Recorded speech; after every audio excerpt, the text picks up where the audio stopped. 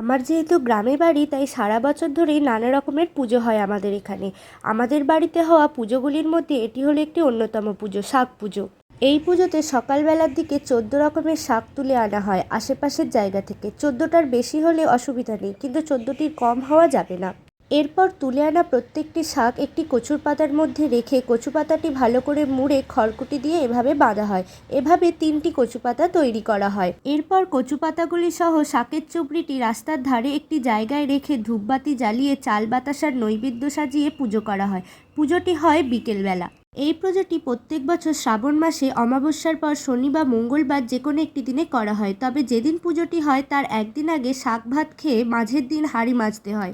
এই পুজোর পর যে শনি বা মঙ্গলবার আসবে সেদিন মা মনসার পুজো করা হয় বাড়িতে। আর এই পুজোর পর ঝুড়ি ভর্তি শাকগুলো ভালো করে বেছে ধুয়ে কেটে রান্না করা হয়। আর পুজো করা এই কচু পাতাগুলো পরের দিন পুকুরের জলে দিয়ে আসা হয়।